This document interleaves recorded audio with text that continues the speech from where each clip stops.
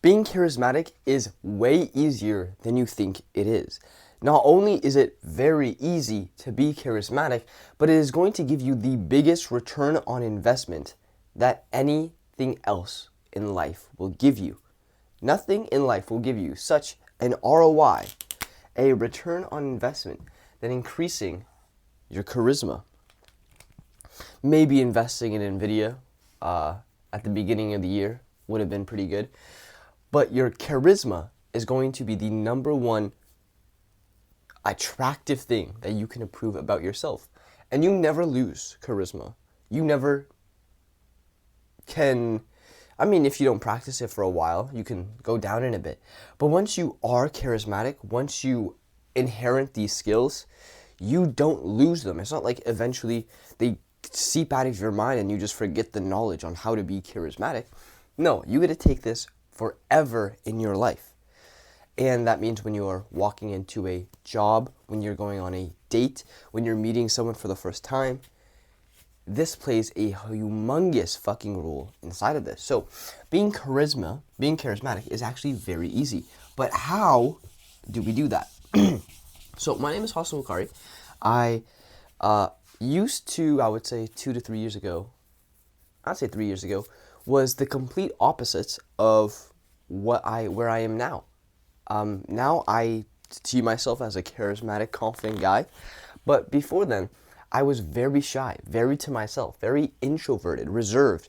And it was very hard for me to talk to other people. It was very hard for me to be confident, to express myself, to laugh.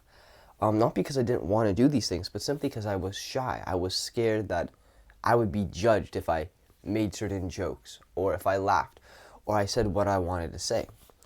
Have any of you had this thing where you have a sentence in your head you want to say, and you want to say it so bad, you're thinking about it, but then you just hold it in and you don't let it out, and it's just in there? Guarantee you, 9 out of 10 times, if you were to say the thing that you were thinking, as soon as you had that thought, you would say it, first of all, more confidently, authentically, and it would have came off as very attractive, depending on what you were saying. Confident, authentic, and attractive. But that's if you said it right as you got that thought. Now, 1 out of 10 times, you say something and it doesn't hit. Oh well, no one remembers 1 out of 10, and you have to try to get something that actually works. So as soon as you get that thought of something to say in the conversation, something to say in the group, pop, let it out, say it, just put it out there. And it's going to take like 4 seconds at max to say it. And on an average time, it's probably going to take like 1.2 seconds. Hey, did you guys hear that? Oh, I bet you weren't doing that before. Oh, I bet you got, like, whatever it is, whatever the fucking sentence that you were thinking that you wanted to say, after 1.5 seconds, all of the fear is gone. But because you build it up in your mind, you don't do it, and you build it up in your mind, you get stress. You get anxiety, nervous. And this brings you what we like to say, what is huge, it brings you out of the moment.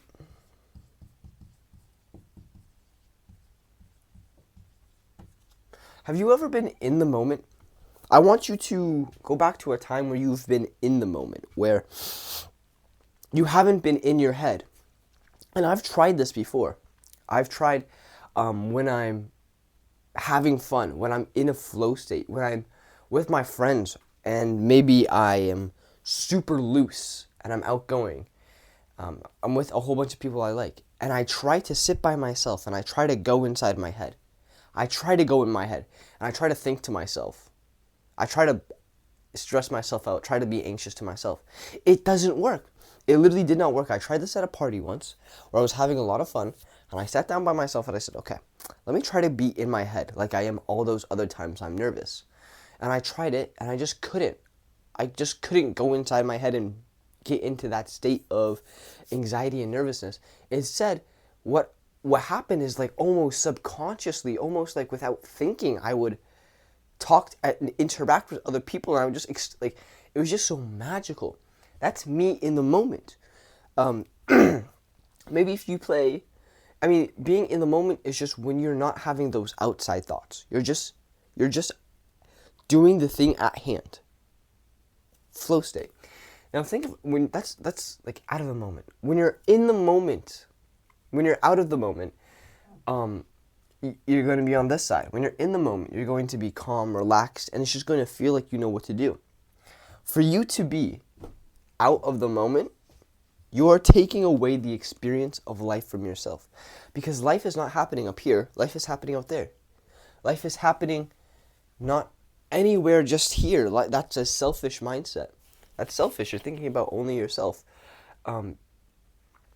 Once you are in the moment, there's other people, and that is genuine happiness, joy, when you're speaking to other people without being in your head.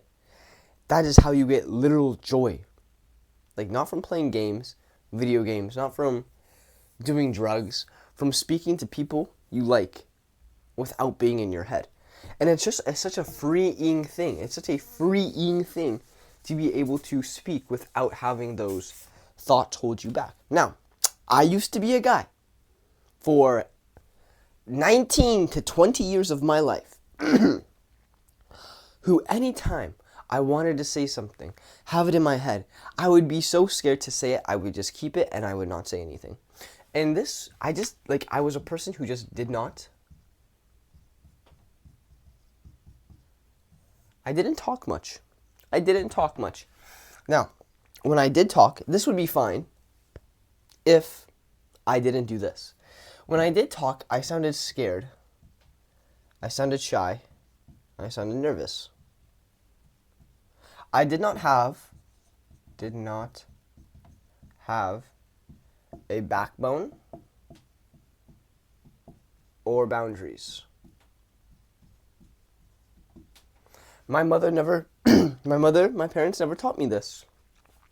My parents never taught me these things. How to speak without being shy, how to speak without being nervous. Because inside of the house that I was growing up in, and at school that I was going to, and like, these things are not born inside of you. They come from the life you live. And the life I had lived had reinforced this. That when I do talk expressively, when I do talk and I express myself in the way I try, that I was punished. I was told not to. I was punished. And so I did not do that. And then, in turn, this happened. And in turn, I did not have the confidence to set boundaries, to stand up for what I was thinking. And I just never fucking did that. And even though I knew things were wrong, even though I would want to explain things or say things, couldn't. And it's a fucking debilitating life to live. Horrible, horrible, horrible life.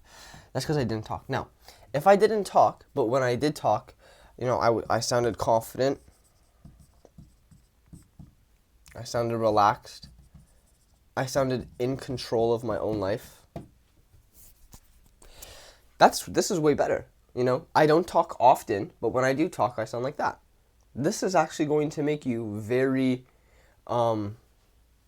very, very confident, because you don't need to talk that much, but when you do talk, you sound very confident and amazing. Now, I do not recommend this, not talking, if you want to be charismatic. I feel like charismatic people talk quite a bit because they're just like that. They're very extroverted people. Now, you don't have to, but it's just something I find that is better. Talking is better. No one wants to be like with Batman. Of course, he looks cool in the comics, but if you're actually speaking to him, like if he's actually your friend, bro, he lives in a cave the entire day and talks to no one, right? How boring. So the best ways I have found that has increased my charisma, that you can do today, that will help you increase your charisma. And charisma, I genuinely believe, are just social skills. Social skills. And this can be a whole bunch of things. Reading emotion, Reading emotion. So when you're talking to someone and maybe you are talking about something and they seem bored, you're not continuing to talk about that. Maybe you switch paths. Maybe you inject an emotional spike into the conversation. So I'm talking about some boring shit. Some boring stuff is just going kind of neutral. But then her or his, interest starts to decrease a little bit. So I introduce an emotional spike. So let me give you an example between a non-emotional spike and an emotional spike. Talking. Something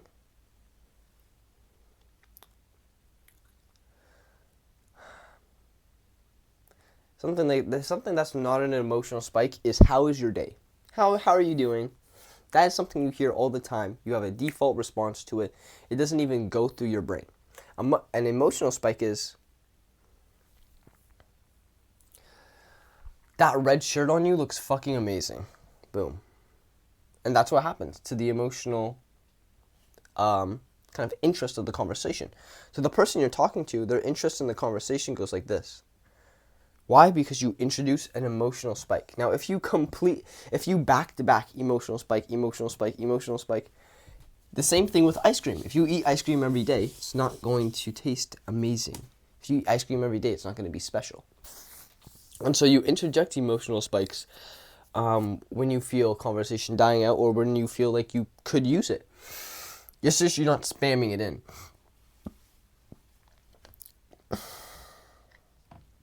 You're able to lead the conversation. That means you're able to tell stories. You're able to ask questions. Leading the conversation. Oh, blah, blah, blah, blah, blah. You do this. Oh, I did that. And then, this reminds me of this. And I was like, but this. How about you? Ba, ba, ba, ba. And then they speak, ba, ba, ba, ba, ba. And then you're like, oh, okay, that reminds me of this and this and this. Wait a minute, do you? And you see how, I'm the one taking the conversation to different points? I like to do this a lot because it makes me feel like I'm an interviewer. Not an interviewer, but we're on a podcast. I think that's better. We're on a podcast and we're just talking back and forth.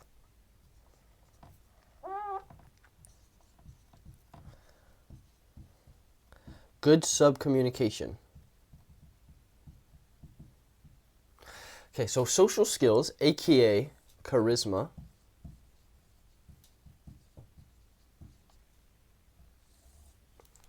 is you're able to read emotions, you're able to lead the conversation with stories, by asking questions, by doing what I call interjections of life beliefs. So if I'm talking and this person says something that, I have a comment on, I use almost like a ChatGPT method where I'm like, I'll just give a little bit of what I think about that. Oh my God, I was driving to work here. Say I'm talking to someone and they're like, I was driving to work here and then, dude, this Honda Civic fucking cut me off. Oh my God. And then I'm talking back to them. Oh my God. You could be boring and be like, that's crazy. Oh my God, that's crazy. But if you want to be charismatic, what the fuck? That's crazy, bro. Honda Civic drivers are fucking lunatics, bro. Honda Civic drivers are genuine lunatics. That's an interjection of life beliefs. I'm not just saying, oh, that's crazy.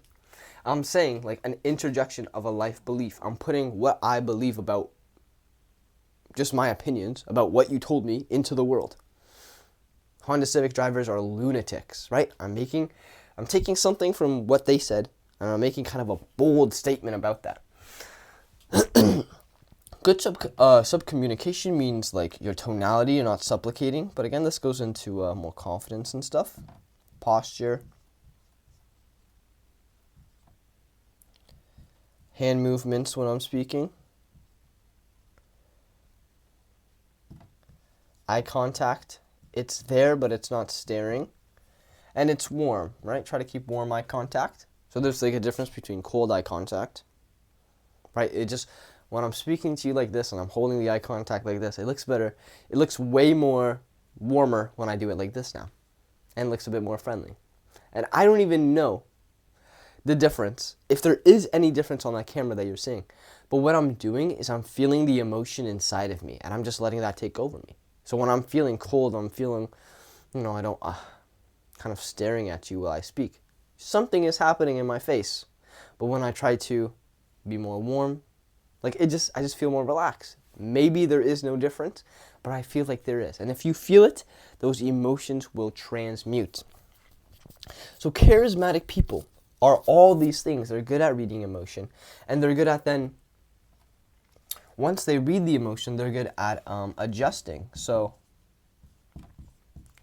if the person you're talking to and you bring up a subject that makes the other person feel a bit uneasy, and you can tell that, then you switch subjects.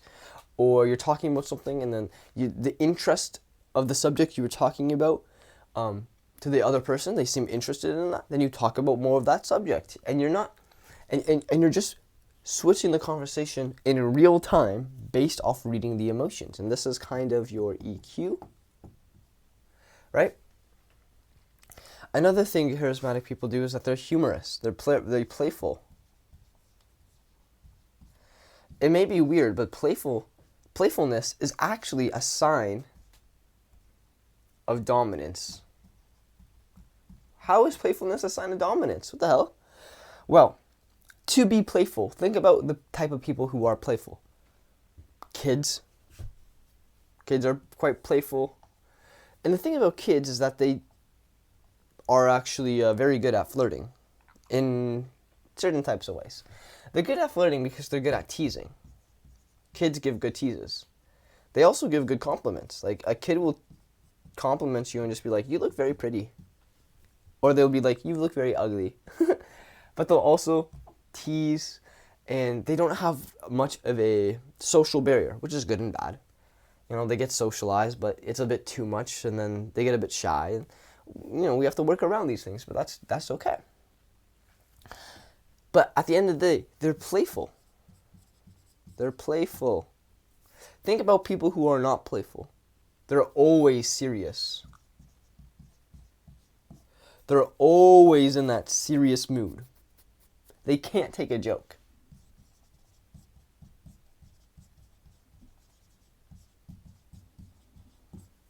Can't take a joke.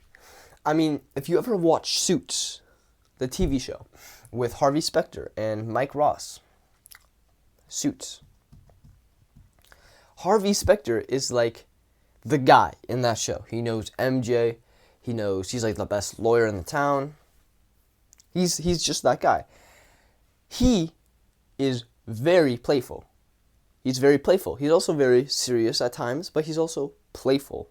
When it comes to other people, when it comes to his coworkers, when it comes to his friends, when it comes to girls, he's a playful guy because he's just having fun. If you look at the other person, Stuart or Lewis, Lewis is not that playful at all, and he's much more serious, can't take a joke, on the head, on the nail. And the difference between those two are night and day. Right? So playfulness is a sign of dominance because you have to be confident in order to allow yourself to be playful. In order to allow yourself to be funny, take a joke. Right? If you take yourself so seriously all the time, oh my God, what did you just say? What did you say about me? Right? It's not that fun to be around. It's not that fun to be around. You can't take a joke. You can't give a joke. You can't take a tease. You can't give a tease. And so all this stuff is really lowering your charisma. It's making you look less attractive. And so if you're able to demonstrate these things, you're going to seem more charismatic. And I want to focus down here for just a little second on good subconsciousness or subcommunication. This kind of stuff, reading emotion and adjusting, leading the conversation, this is going to be when you're in a conversation, and this definitely helps. You're going to need to practice this. It's not like you're going to be down here at 0, and then tomorrow, first time you practice it, you're at 100. That's not going to happen. You're going to get to 0. You're going to get to 20. Actually, you're going to get to 0. You're going to get to 1. You're going to get to 2. You're going to get to 3. You're going to go back to 2. You're going to go back to 1. Back to 2. Back to 3. Back to 4. 3, 2, 1. 2, 1, 4. And it's going to be like this. But eventually, if you just never give up, you'll be very fucking good at it. So good communication is stuff that, like all this, you need to be in the conversation first. You can be charismatic without even someone looking at you. How do you do that? Holy shit, am I stupid? Good subcommunication. Tonality, hand movement, posture, eye contact. Also, just your expression on your face. So, expression. If you're walking around cold stone face all the time, how inviting does that look? How inviting does that look, right? And so if you can walk around with maybe just feel happy inside.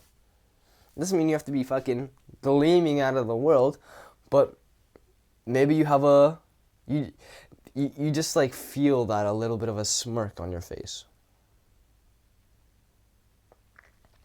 And if you're ever feeling in your head, if you're ever feeling nervous, anxious, and your body is starting to tense up, your breathing is about to shallow, your heart is racing quicker, your mind is in its head, and you're thinking about all the things that could go wrong. First of all, you're in your head. You're not in the present. Okay, you're not in the present. And if you're not in the present, you're not going to be able to do those charismatic things because you're going to be thinking about other shit. So, when we are like this, there's a good tactic that I have found. That is, other people have found too. But that is change your body first. Change your body, then change your mind. Don't do it the other way around. Okay, be happy, be happy, be happy. Do happiness, brain. Doesn't fucking work. But if you can make your body in a state of happiness, your mind will catch up and it'll be happy too. If I put my body in a state of confidence, my mind will catch up. If I put my body in a state of fear, my mind will catch up. And so if I'm feeling, this is a tactic I use, if I'm feeling nervous at the club, if I'm feeling nervous at work or outside, I will stand more positively, more confident, arms out, hands out. I will take deeper breaths. And I'm trying to relieve myself. I'm not trying, but I'm accepting. You have to accept that you are nervous. Accept that you are nervous. Accept that you are anxious. Do not resist. Have no resistance. I'm feeling nervous. I know I can't feel nervous. I know I can't feel anxious. No. Accept it. Accept it. I am nervous. I am nervous. I am anxious right now. Okay. Okay, that's just how it is. Right? Accept it, and it has no power over you. Once you do accept it, then you can start to do something about it. So then you can start to stand up a bit straighter. Put your shoulders back. Put your chest out a little bit. Start smiling a bit more. Maybe you can even go up to someone. Give them a compliment. Because when you're in your head, you're only thinking about yourself. How selfish. How selfish. When you're out of your head, you're thinking about other people. When I was at that party, I'm not thinking about, oh my God, myself, why am I feeling so bad right now? Why am I feeling so bad right now? No, I'm going up to other people and I'm inducing good emotions in them because I'm feeling good emotions. So when you're in your head, you're automatically only thinking about yourself. So you need to accept that you're nervous, that you're anxious, and you need to try to change it by changing your body first. Stand up more, and even better, compliment someone. Talk to someone. This is the best way to get out of your nervous kind of state. Just start talking to someone else. And it may be very difficult, but even if you just be like, hey, I love that fucking jacket, man. A good way to greet someone is, yo, what's up, man? Yo, what's up, my man? My man. What's up, man? What's up, my man? Very, very, very, very different, but induces a different emotion. What's up, man? What's up, my man? What's up, my man? I love the jacket. What's up, my man? I love the style. Shit like that is going to get you started. And if you can practice that, the very fundamentals, I guarantee you charisma, the rest of it will come a lot easier. And with that, boys, I love you so much. I hope this video helped you. If you do need more help, you can join the Discord for free, or you can even book a call, talk to me one-on-one about your problems. And boys, peace out. Have a good day.